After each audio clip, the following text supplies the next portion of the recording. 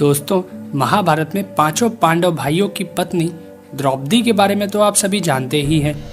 दोस्तों, द्रौपदी की उत्पत्ति राजा द्रुपद के हवन कुंड से उस समय हुई थी जब वह अपने दुश्मन द्रोणाचार्य के वध के लिए पुत्र प्राप्ति का यज्ञ कर रहे थे।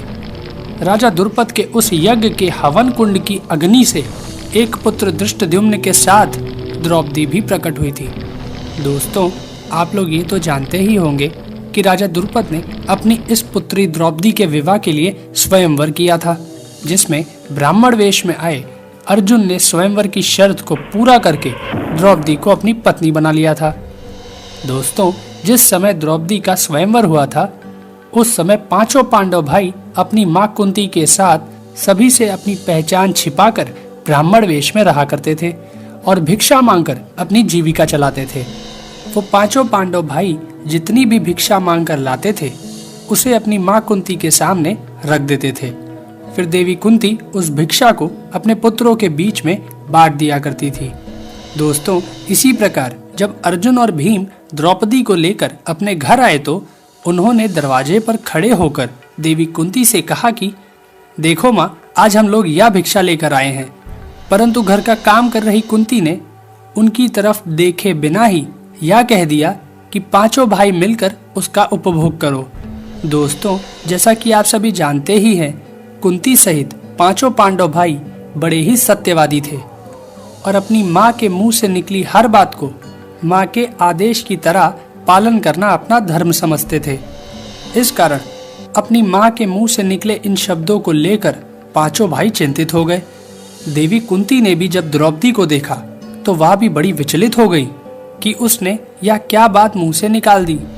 तब देवी कुंती ने अपने पुत्र धर्मराज युधिष्ठिर से कहा कि कोई ऐसा रास्ता निकालो जिससे द्रौपदी का भी कोई अनर्थ ना हो और मेरे मुंह से निकली बात भी झूठी ना हो।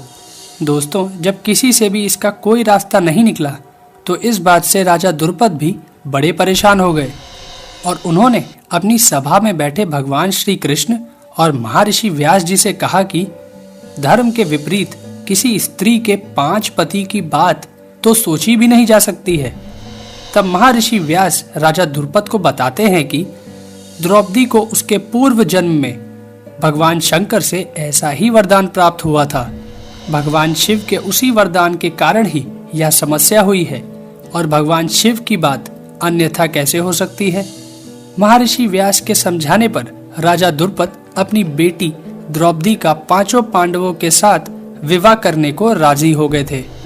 दोस्तों, इसके बाद सबसे पहले द्रौपदी का विवाह पांडवों के सबसे बड़े भाई युधिष्ठिर के साथ किया गया और उस रात द्रौपदी ने युधिष्ठिर के साथ कक्ष में अपना पत्नी धर्म निभाया।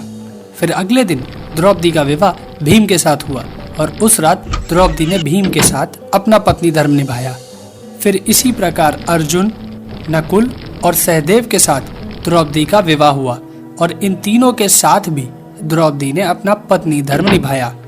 दोस्तों, यहाँ सोचने की बात यह है कि एक पति के साथ पत्नी धर्म निभाने के बाद द्रौपदी ने अपने दूसरे पतियों के साथ अपना पत्नी धर्म कैसे निभाया होगा।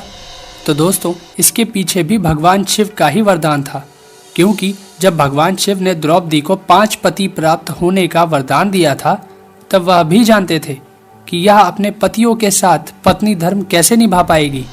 इस कारण उन्होंने द्रौपदी को साथ में यह वरदान भी दिया था कि वह प्रतिदिन कन्या भाव को प्राप्त हो जाया करेगी।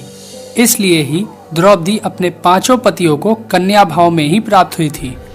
परंतु संतान प्राप्ति हेतु भगवान श्री कृष्ण ने यह सुझाव रखा कि प्रतिवर्ष द्रौपदी एक ही पांडव के साथ अपना समय व्यतीत करेगी और उन पांडव के बीच यह भी निर्धारित हुआ था कि जिस समय द्रौपदी अपने कक्ष में किसी एक पांडव के साथ अपना समय व्यतीत कर रही होगी तब उनके कक्ष में कोई और पांडव प्रवेश नहीं करेगा।